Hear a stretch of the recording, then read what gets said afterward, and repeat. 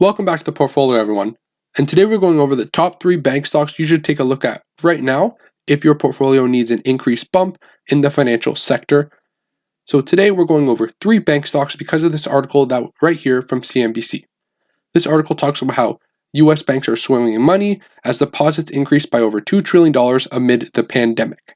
So before we jump into what this article actually says, we're going to take a quick look at my overall dividend portfolio, which is currently at a value at $44,206. We saw a modest gain on the day of $75, but overall portfolio was still down over 9% and is down close to $4,000 overall. We're going to jump right into the top 3 bank stocks, and what made these bank stocks somewhat attractive right now is because of this article, which talks about how this huge surge of increased deposits happened over the first quarter of 2020 amid the pandemic. So if you take a look here, the wall of money flowing into banks has no precedent in history. In April alone, deposits grew by $865 billion, more than the previous record for an entire year. So in one quarter, deposits grew by such a high amount that actually beat the record for the past full year of deposits. So one quarter surpassed a full year record of deposits. So one thing that's very important with this is what banks actually saw the surge of deposits. So we're going to take a look at a couple graphs from this article. The first one shows it just graphically depicts the huge surge in deposits, currently up to 15.4 trillion. The next graph I'm going to show you actually breaks down what banks saw what growth in deposits. So you can see here commercial bank deposit growth from Q1 2020 compared to Q4 2019. So the top 3 bank stocks we're going to take a look at today are, of course, these top 3 bank stocks that saw the huge surge in deposits. So the first one we're going to talk about today is JP Morgan Chase. The second one is actually going to be Bank of America, and the third one's going to be Citigroup. These 3 banks saw respectively an 18% growth in deposits, an 11% and a 10% growth in deposits quarter over quarter. This means as banks bring in more money from deposits, they can use that money to loan out and earn interest, or they can take that money, invest it into other forms of investments, and generate a return, which of course is how banks generate revenue, and they use that revenue and that net income to grow their business and pay out dividends back to shareholders of the companies. So we'll jump right into this bank stocks, and the first one right here is JP Morgan Chase, ticker symbol JPM, currently trading just shy of $98 a share.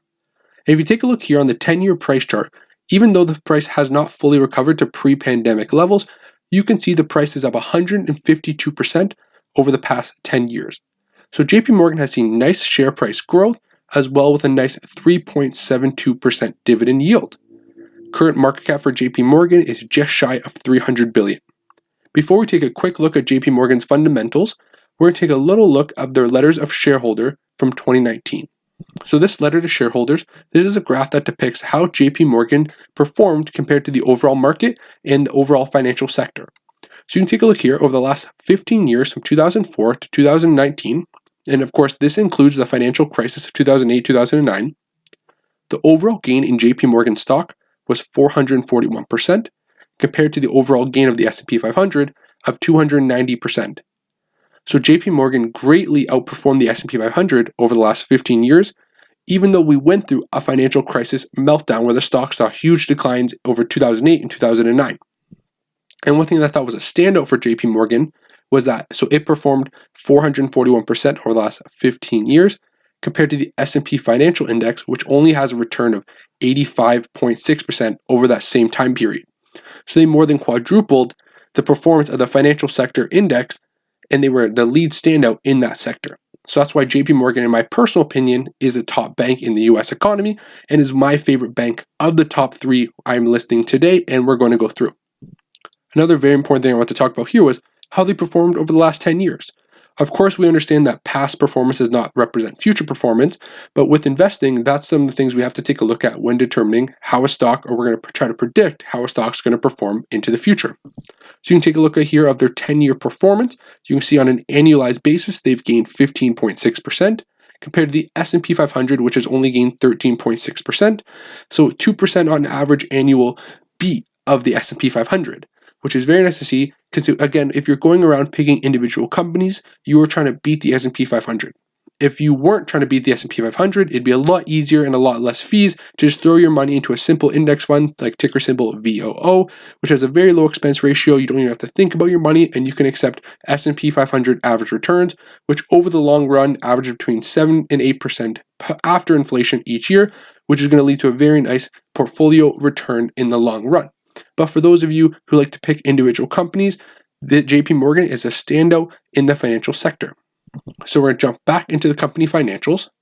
So you can see here a couple of quick overview we're going to take a look at is you want to make sure JP Morgan, all these other banks we're going to talk about, they have increasing revenue and increasing income year over year.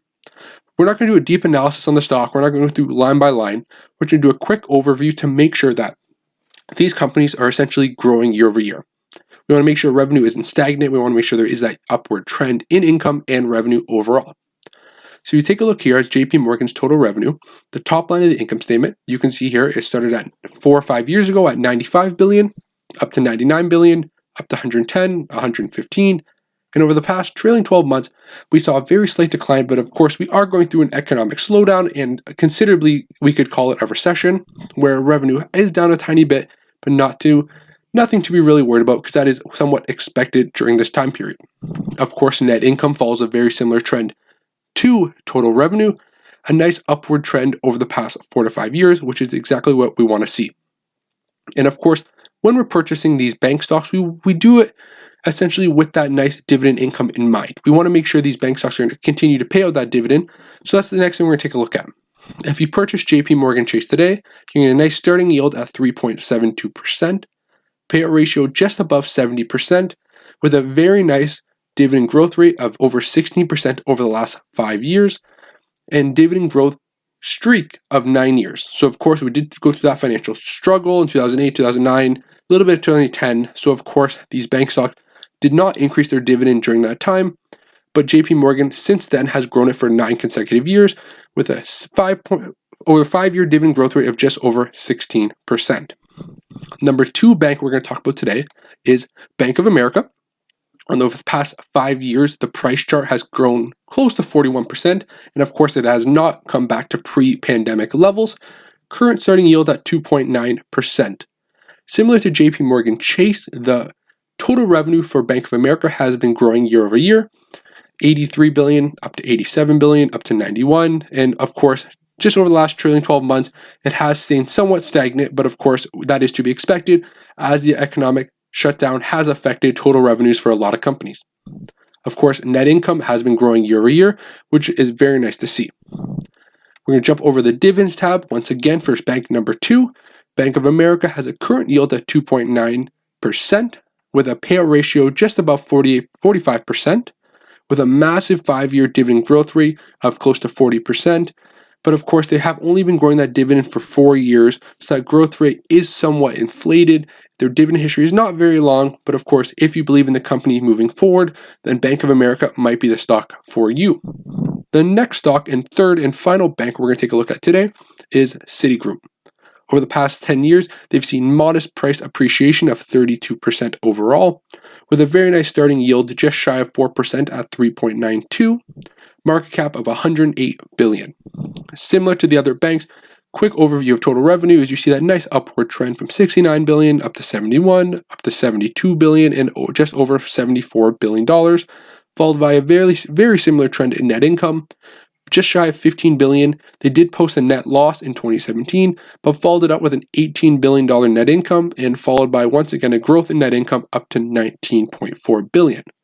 Citigroup's dividend tab right here from Seeking Alpha shows a 3.92% dividend yield, payout ratio just shy of 75%, massive 5-year dividend growth rate of 116%, with once again a very short 6-year dividend growth streak. So this 5-year dividend growth rate once again is inflated, but they have grown their dividend very rapidly over the past couple years. Their payout ratio is just below my threshold for dividend stocks, which I maxed that payout ratio at around 75%. So they do have a little bit of wiggle room to increase that dividend moving forward. But of course, hopefully they are able to generate more income, bring that payout ratio down, and continue to increase that dividend nicely year over year. So we're going to wrap up this video by jumping back into my portfolio. If you're looking to add to your financial sector in your portfolio right now, those 3 banks might be the ones you want to take a look at.